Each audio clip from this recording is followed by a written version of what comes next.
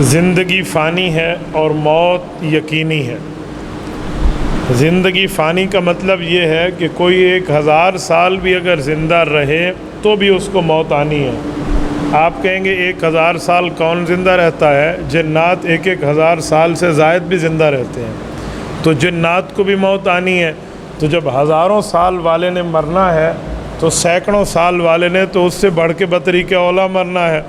تو اسی لیے زندگی کو فانی سمجھیں اور موت کو اور آخرت کو یقینی سمجھیں۔ جب ہم آخرت کو یقینی سمجھیں گے تو اس وقت ہمارے دل میں ایک کیفیت پیدا ہوگی۔ وہ کیفیت یہ ہوگی کہ میں دنیا میں اتنا مال استعمال کروں جتنا اللہ کو حساب دے سکوں۔ اگر آپ کے دل میں موت کی یاد، موت کا ولولہ، موت کا ذکر پیدا نہیں ہوگا تو دنیا کی محبت پیدا ہو جائے گی، اور دنیا کی محبت کو ختم کرنے کا ایک ہی طریقہ ہے کہ بندہ اپنی موت، اپنی آخرت، اپنی قبر کو یاد کرے۔ یہ جو وسوسہ چلتا ہے نا کہ کیا موت کو یاد کر کے اپنی زندگی گھٹانی ہے، یہ بات غلط ہے۔ موت کو یاد کرنے سے زندگی گھٹتی نہیں ہے، نہ موت کو بھولنے سے زندگی بڑھتی ہے، بلکہ غفلت والی، سستی والی زندگی اختیار ہو جاتی ہے بندہ اگر موت کو بھول جائے اور موت کو یاد کرے تو غفلت بندے کی ختم ہوتی ہے، سستی ختم ہوتی ہے، آخرت یاد آ جاتی ہے۔ اور جب آخرت یاد ہوگی تو پھر بندہ کسی پہ ظلم نہیں کرے گا، کسی کا حق نہیں کھائے گا، کسی کا مال ہڑپ نہیں کرے گا، چوری نہیں کرے گا، شکاری کے معاملات میں، زنا میں، شراب میں، اس طرح کے معاملات میں نہیں پڑے گا، کیوں؟ اسے موت یاد ہے۔ اور جب موت یاد آ جائے، آخرت اور قبر یاد آ جائے اور کوئی بندہ گناہ کو چھوڑ دے تو قرآن کریم فرماتا ہے کہ اللہ نے فرمایا کہ اللہ اس بندے سے وعدہ کرتے ہیں کہ اس آدمی کو میں جنت اس کے نام الاٹ کر کے دوں گا۔ قرآن کریم سورۃ نازعات پارہ نمبر 30 کی آیت ہے، وَأَمَّا مَنْ خَافَ مَقَامَ رَبِّهِ وَنَهَى النَّفْسَ عَنِ الْهَوَىٰ فَإِنَّ الْجَنَّةَ هِيَ الْمَأْوَىٰ۔ فرمایا اس شخص کو دیکھو جس نے گناہ کرنا تھا لیکن اس کے دل میں آیا کہ اللہ کو کیا منہ دکھائے گا، اللہ کو کیا جواب دے گا۔ کل قیامت میں جس نبی کا کلمہ پڑھا اس نبی کا سامنا ہوگا اور گناہ کھل گیا تو اپنے نبی کو کیا منہ دکھائے گا؟ تو یہ آدمی فوراً گناہ سے رک گیا، اس نے اپنے نفس کو گناہ سے روک لیا۔ تو رب فرماتے ہیں فَإِنَّ الْجَنَّةَ هِيَ الْمَأْوَىٰ، جنت میں نے اس آدمی کے لیے تیار کی ہے۔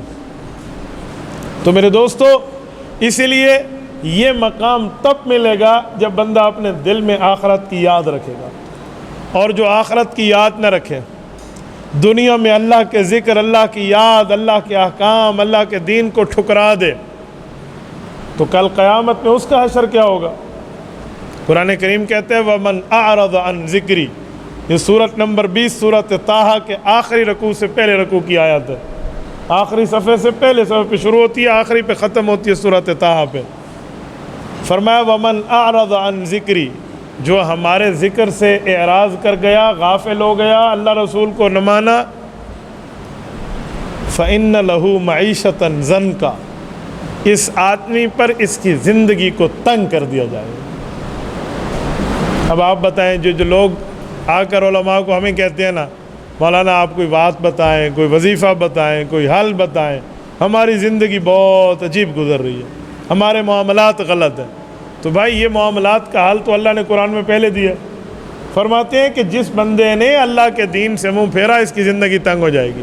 فَإِنَّ لَهُ مَعِيشَةً ضَنْكَ، یہ تو دنیا کا عذاب ہے۔ آخرت کا فرمایا وَنَحْشُرُهُ يَوْمَ الْقِيَامَةِ أَعْمَىٰ، دنیا میں آنکھیں تھیں، آخرت میں اٹھے گا تو اندھا ہوگا، آنکھیں ختم ہو چکی ہوں گی اس بندے کی۔ کیوں؟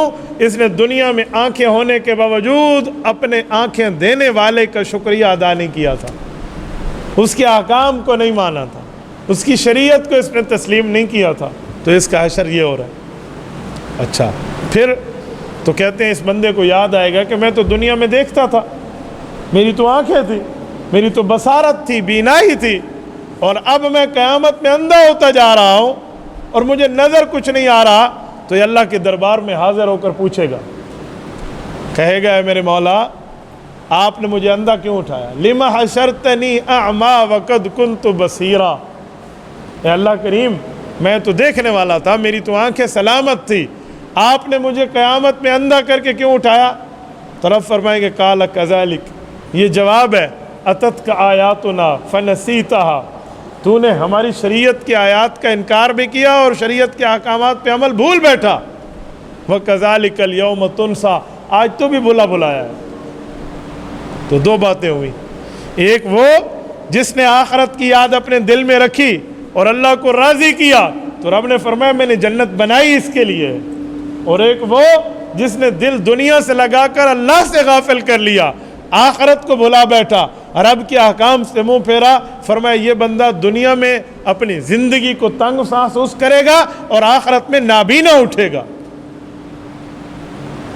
آپ اندازہ لگائیں، یہ دو کیفیتیں ہمیں اللہ کے قرآن نے بتائی ہیں، سمجھائی ہیں، علماء نے ہمیں پڑھ کے سنائی ہیں، اس کے باوجود بھی ہمارا دل نہ بدلے تو مطلب ہے کہ پھر گناہ کر کر کے ہمارا دل اس نہج پر پہنچ چکا ہے کہ صفائی کے لیے بہت زیادہ محنت کی ضرورت ہے۔